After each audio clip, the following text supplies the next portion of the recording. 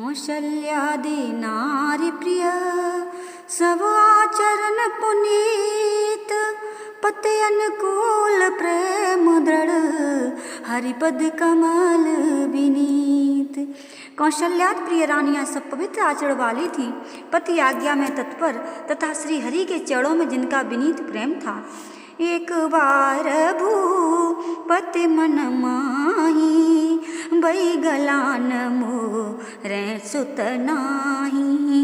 गुरु गृह गयो तुरत मह पाला, चरण लागी करी विनय विशाला। एक बार राजा दशरथ के मन में बड़ी ग्लानि हुई कि मेरे कोई पुत्र नहीं है। तब वह उसी समय गुरु के घर गए और चरणों में प्रणाम कर बहुत विनती की।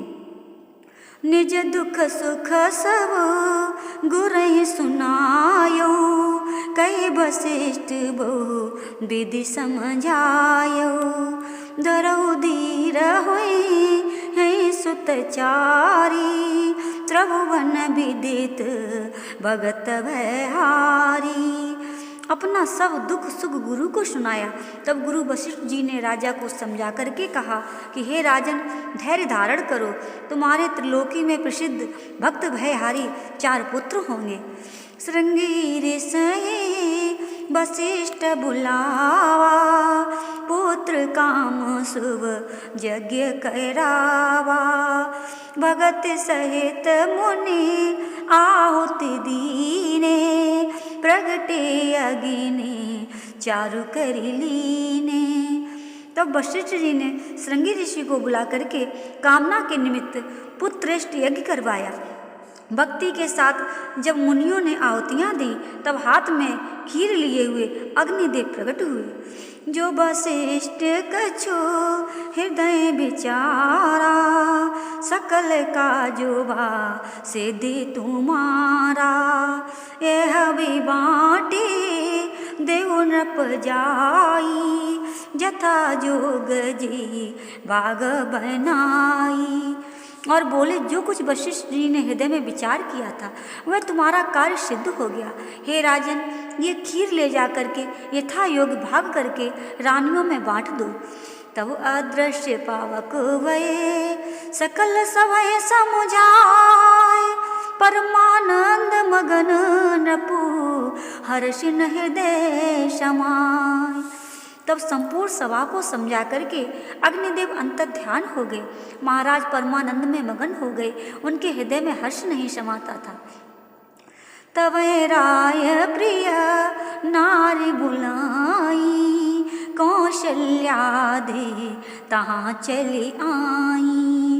अधभाग कौशल्य दीना, उबा बाग आ दे करी लीना। उसी समय राजा ने प्रिय रानियों को बुलाया तो कौशल्याद सब रानियां वहाँ चली आईं। तब राजा ने खीर का आधा भाग कौशल्या को दिया और आधे भाग के फिर 2 भाग किए। कैकेयी का नपुसोदयहु, रहु सो भय भाग पुण्य भयहु। कौशल्या के हाथ धरे, दीन सुमित्र मन प्रसन्न करे। उसमें से 1 भाग कैकेयी को दिया, शेष भाग के फिर 2 भाग किए। उनको कौशल्या और कैकेयी के हाथ पर धरकर प्रसन्न मन से सुमित्रा को दे दिया। हे विधि गर्भ सहित सब नारी, मई हृदय हर सित सुख भारी।